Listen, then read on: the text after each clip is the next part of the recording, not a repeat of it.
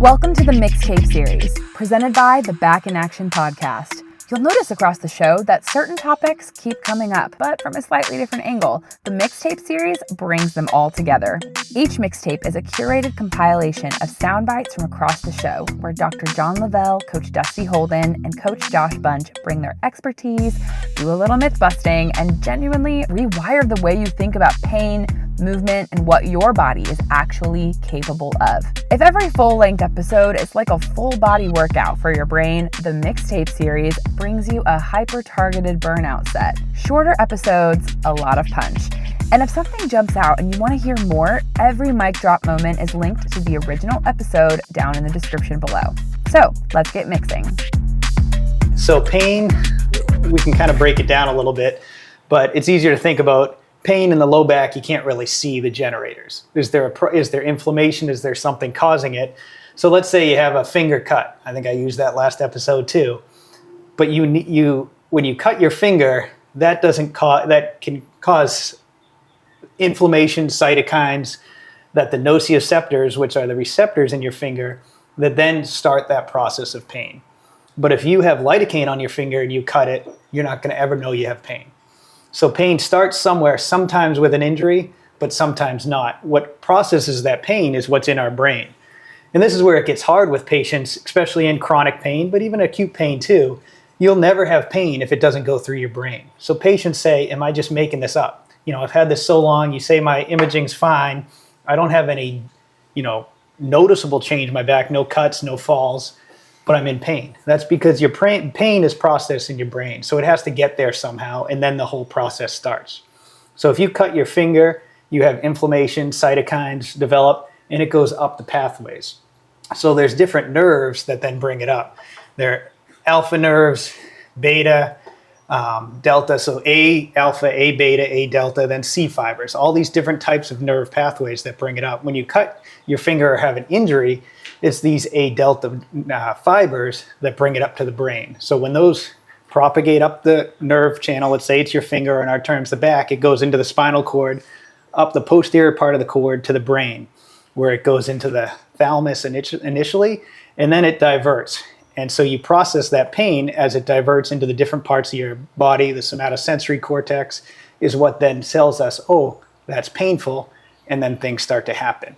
So you start to process that pain once it reaches the brain.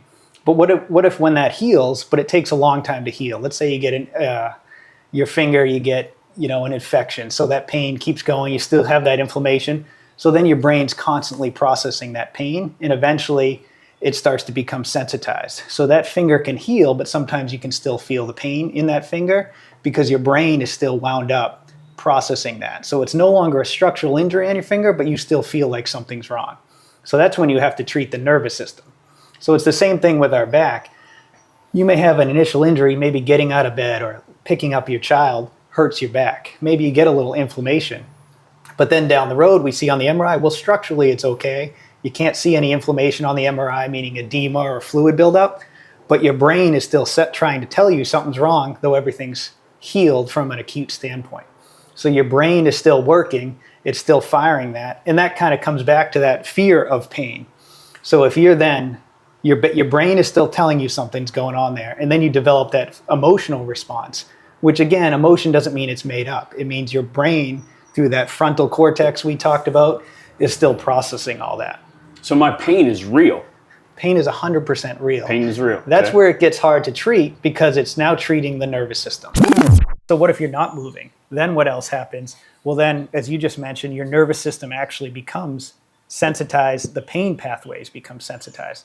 So when you're not moving a lot, you get increased inflammation. Different cytokines are released, like IL-6. So that actually sensitizes the nerves in that, let's say it's your back, or I use the cutting of the finger. So you don't have a cut there, but your nerves may be sensitized there because of that increased cytokines. Is this something like a cortical smudging kind of thing? This is why it started as my back hurting, and all of a sudden it's like, man, my shoulder hurts. 100%. And so then, you can't even really pinpoint. Dude, I hurt. When you get an increased inflammation and cytokines, and then your nerves are sensitive, just light touch can irritate you, or a little scrape, or just simple movement where structurally your shoulder's sound, but that simple movement hits that pain threshold because the nervous system's threshold is lower So or is low, more sensitive. Yeah. Does pain mean damage? Does pain equal damage? It can, It especially initially or in an acute setting. Is healing a straight line? Absolutely not. How does it go? And so that again brings that age factor in, but it depends what we're healing from. If you have age-related degeneration in your back, so disc degeneration, arthritis in your back, that arthritis is never going to quote unquote go away and heal. So arthritis is just the body breaking down over time. And so in arthritis, it's going to keep breaking down. So you may have in this kind of continuum of arthritis where your bones are starting to get more, your joints, I should say, are getting more arthritic, which is wearing away of the cartilage in between the bones, which make up the joint. Mm-hmm. As that cartilage is wearing away, that's going to keep happening. But let's say you have an acute inflammatory episode in that joint. Yeah. You can heal that, but you're still going to be breaking down around it. So you may still have some discomfort or peaks and valleys because of the underlying arthritis, but we can get you back to your baseline. How do you deal with that mindset of the athlete who, I think everything's great, and then all of a sudden they have that setback, they fall down, and you're going to have those peaks and valleys. That's kind of the best way to talk about healing in general, because we're all going to age, so we're all going to have times where you're gonna fall in that valley. It's like the stock market. It'll keep going up. It'll keep getting better. But you're gonna have those times where you're gonna have those deficits. Tell me if I'm wrong about how I pursue this with athletes, but the cost of being awesome may be that you get a little bit of a tweak and a pull. You can still go do all of the things that you want, but it's no less risky than sitting on the couch just hoping something doesn't happen. That's going to be a lot more dangerous sitting on the couch, because you're going to more rapidly decline. More rest equals faster healing. I think we've said no. No? Okay. So I need, again, the appropriate stimulus rest. with resting. Especially if rest is sleep, you need to get that rest at night, or whenever, depending on your shifts, whenever you can sleep. But it's not just rest. I would say more movement is what's the key. That's a wrap on today's mixtape from the Back in Action podcast. If you want to put what our hosts talk about on the show into action, they've created a program just for you.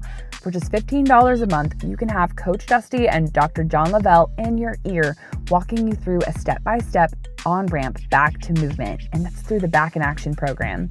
And here's the thing, phase 1 is only 4 weeks long, which means in 4 weeks from today, you could be feeling better in your body and getting back to doing the things you love. For more information on the Back in Action program or to get your invitation to access, go to thebackinactionpodcast.com.